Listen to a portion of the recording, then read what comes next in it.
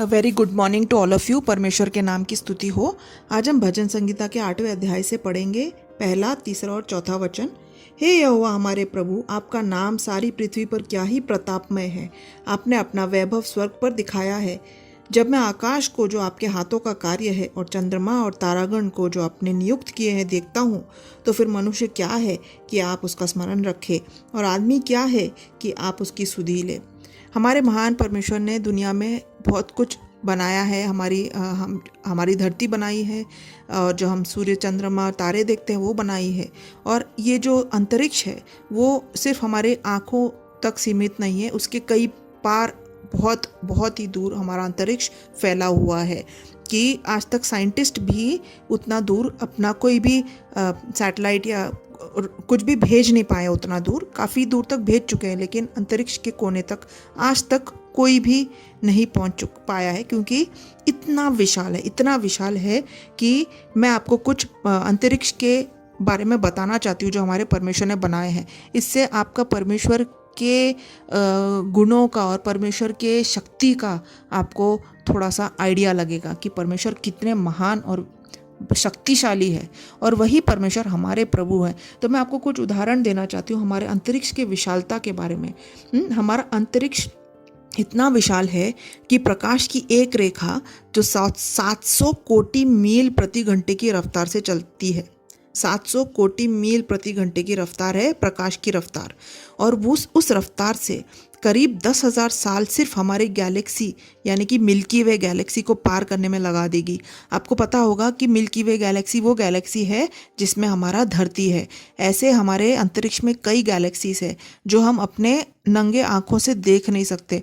बहुत बड़े बड़े टेलीस्कोप से हमारे साइंटिस्ट वो गैलेक्सीज देखते हैं, और कई बार हम उनका फ़ोटो नासा के थ्रू देख पाते हैं, लेकिन हम अपने नंगे आँखों से कभी भी, बहुत मुश्किल से आजकल जुपिटर दिख जाता है। ऐसे कई प्लैनेट्स देख सकते हैं, हम कुछ तारे देख सकते हैं, लेकिन गैलेक्सीज इतने दूर दूर और कई बहुत बड़े हैं वो गैलेक्सीज, लेकिन इतने दूर है कि हम देख नहीं पाते। लेकिन उसके लिए बड़े बड़े टेलीस्कोप्स रहते हैं जिससे हम उसे देख सकते हैं। तो साइंटिस्ट ने डिस्कवरी की है ये सब सत्यों की, जो मैं आपके सामने पेश कर रही हूँ कि ये जो प्रकाश की रोशनी है जो 700 कोटि मील प्रति घंटे की रफ्तार है, उससे भी हमारे सिर्फ एक मिल्की वे गैलेक्सी को क्रॉस करने के लिए, को पार करने के लिए 10,000 साल लगा देगी।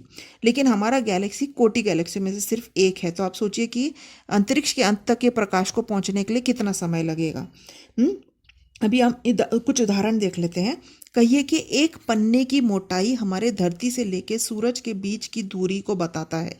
हमारे सूरज से लेके धरती से लेके सूरज तक की दूरी भी कई कोटि मील है। तो ये मील इतनी लंबी दूरी है कि हम इसे दर्शाने के लिए अभी ऐसा समझेंगे कि वो मोटाई हमारे एक पन्ने के जितनी है, वो दूरी हमारे पन्ने की मोटाई जितनी है। तो यदि हमें अपने धरती से सबसे करीब तारे को दर्शाना होगा तो हमें एक 71 फुट ऊंचे पन्नों की गट्टे की जरूरत पड़ेगी। 71 फुट आपको पन्ने रखने पड़ेंगे, 71 फुट एक के ऊपर एक, ताकि हम ये दूरी दर्शा पाए कि हमारी धरती से लेके सबसे करीब तारे की दूरी कितनी है।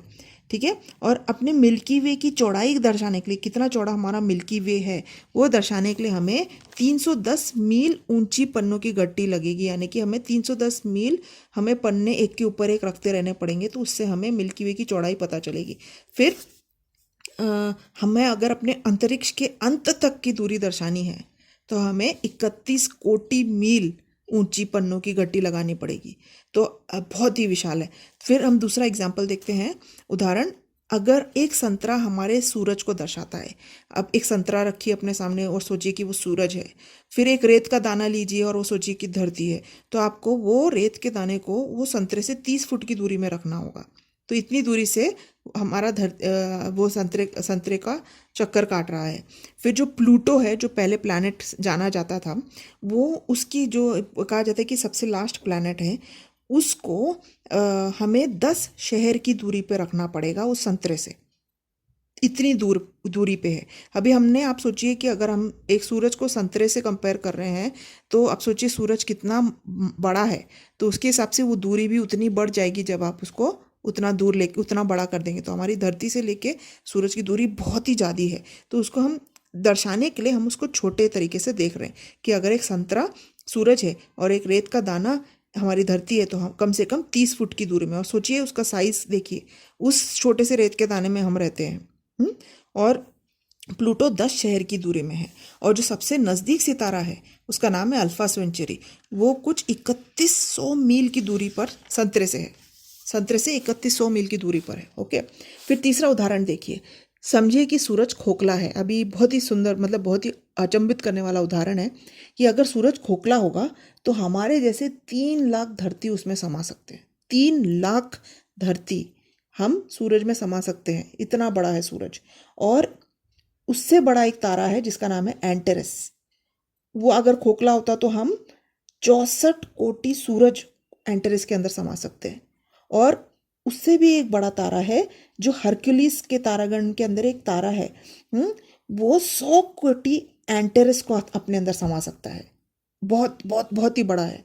और उससे भी बड़ा एक तारा है, और जो अभी हम जानते हैं कि सबसे बड़ा तारा एप्सिलॉन करके एक तारा है, वो कई कोटि तारे जो हरक्यूलिस में है अपने में समा सकता है। तो आप सोचिए, अगर 3 लाख पृथ्वी हमारा सूरज समा सकता है तो कितना बड़ा हमारा सूरज होगा। और 64 कोटि सूरज एंटेरस समा सकता है। आप सोचिए एंटेरस कितना बड़ा होगा। और हरक्यूलिस का वो तारा इतना बड़ा है कि वो 100 कोटि एंटेरस समा सकता है। तो मतलब हमारे समझ के परे है। तो ये सब तो एक बहुत कमज़ोर कोशिश है हमारे अंतरिक्ष की असीमता को दर्शाने के लिए, जिसमें उतने तारे हैं जितने रेत के दाने सारी दुनिया में। आप क्या आप रेत के दानों को गिन सकते हो? बिल्कुल भी नहीं। आप एक मुट्ठी में जो रेत लेते हो उसके दाने भी नहीं गिन सकते।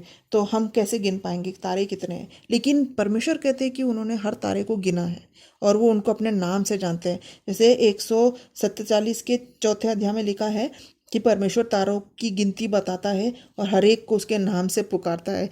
परमेश्वर की बुद्धि असीमित है। हाँ, अपने आँखों को उठाकर देखो उन्हें जिन्होंने इन सब की सृष्टि की है, जो उन्हें उनकी गिनती से बाहर लाता है। वो हर एक को उसके नाम से पुकारता है क्योंकि वो शक्तिमान और मजबूत है, एक भी धरते नहीं। लेकिन इन सबसे सुंदर और महिमावान यह चीज़ है कि यही सर्वश्रेष्ठ प्रभु हमारे टूटे दिलों को चंगा करता है और हमारे चोटों को मलहम लगाता है। क्या अद्भुत बात है, क्या अद्भुत बात है। हमारा परमेश्वर श्रेष्ठ है, 5वें वचन में लिखा है, और अति महान है। उनकी समझ असीम है, हम समझ ही नहीं सकते। ऐसा महान प्रभु कि इन्होंने इतना विशाल विशाल चीज़ बनाया, और वो भी सब अंतरिक्ष में अपनी जगह में है। कोई हिले नहीं है, कोई गिर नहीं रहे हैं, सब अपने जगह में स्थिर है। अभी हम इब्रानियों के 11वें अध्याय के 3 वचन में देखते हैं। वहाँ ऐसा लिखा है, विश्वास से हम जानते हैं कि सृष्टि की रचना परमेश्वर के वचन के द्वारा हुई। सृष्टि की रचना परमेश्वर ने अपने वचन के द्वारा की, ताकि जो हम देख सकते हैं वो अनदेखी वस्तुओं से बनी है। हमारे हाथ में जो भी चीज़ें और हम खुद, हम सब किसी चीज़ों से बने हैं जो हम देख नहीं सकते। ऐसे हम सोचते हैं ये तो, हाँ हम तो जैसे तौलिया हो गया या हमारा फ़ोन हो गया, तो हाँ हम देख सकते हैं। लेकिन ये जो देखी हुई चीज़ें अनदेखी चीज़ों से बनी हुई है, ये तो साइंटिस्ट ने अभी डिस्कवर किया है। लेकिन परमेश्वर के वचन में कब से लिखा हुआ है कि हम जो नहीं देख सकते उन चीज़ों से देखी हुई चीज़ें बनी है। देखिए कितना सत्य है हमारे परमेश्वर के वचन में कि साइंटिस्ट सिर्फ 19वें या 20वें सेंचुरी में पता कर पाए कि अनदेखी चीज़ों से देखी हुई चीज़ें बनी होती है। अभी ये जो अनदेखी चीज़ें हैं वो इतनी छोटी हैं, जितना विशाल हमारा अंतरिक्ष है उतना ही छोटी है, छोटी चीज़ें हैं। तो हमारा अंतरिक्ष मानो या ना मानो उतना ही छोटा है जितना वो बड़ा है। अभी हर वस्तु इस अंतरिक्ष में अणु से बने हैं, जिसे हम एटम कहते हैं, अणु। और ये अणु के अंदर 3 चीज़ें हैं, प्रोटॉन, न्यूट्रॉन और इलेक्ट्रॉन्स। आई थिंक हम में से ज़्यादा से ज़्यादा लोगों ने सुना तो होगा अणु के बारे में। और अणु के अंदर भी उससे भी छोटी छोटी चीज़ें होती हैं जिसे प्रोटॉन, इलेक्ट्रॉन और न्यूट्रॉन कहते हैं। तो अभी कुछ उदाहरण देखिए। एक कलम के नोक पे इतने सारे अणु हैं कि अगर एक सेना उसे उठाए, 4 एक साथ चलते हुए, तो एक मार्च पास्ट के लिए, मतलब एक सेना मार्च पास्ट करती है ना, उसके लिए करीबन 20,000 वर्ष लग जाएंगे। तो उतने सारे अणु हैं कि एक सेना अगर उसे उठाए तो 4 एक साथ चलते हुए, तो एक मार्च पास्ट के लिए करीबन 20,000 वर्ष लग जाएंगे। फिर कुछ 25 कोटि कोटि प्रोटॉन्स, ये प्रोटॉन्स जो ये अणु के अंदर जो प्रोटॉन रहते हैं वो उससे कई छोटे रहते हैं। ऐसे 25 कोटि कोटि प्रोटॉन को अगर आप एक के बाद एक रख दोगे तो सिर्फ 1 इंच बना पाओगे। फिर एक चौकोन 2 इंच के कॉपर में, कॉपर आपको पता होगा, पीतल नहीं, कॉपर, जानते होंगे कॉपर, जो हमारे इलेक्ट्रिक वायर के अंदर जो रहती है कॉपर, उसमें इतने प्रोटॉन समा सकते हैं। प्रोटॉन जो अणु के अंदर है, इतने सारे प्रोटॉन 2 चौकोन इंच में समा सकते हैं, जितने जल की बूंदें इस दुनिया के सागरों में हैं। क्या आप सोच सकते हो? बहुत ही कठिन है अपने मन में लगाना ये सब बात। फिर एक इलेक्ट्रॉन, जो अगेन ये इलेक्ट्रॉन भी अणु के अंदर की का एक भाग है। ये इलेक्ट्रॉन एक धूल के दाने के लिए वो है जो एक धूल का दाना पूरे धरती के लिए है। आप क्या इमेजिन कर सकते हो कि ये जो एक इलेक्ट्रॉन जो ये अणु के अंदर है वो इतना छोटा है कि वो एक धूल के दाने के लिए वैसा है जैसा वो धूल का दाना हमारी धरती के लिए है। तो हमारा परमेश्वर इतना महान है कि वो वर्णन के आपार है, वर्णन के आपार।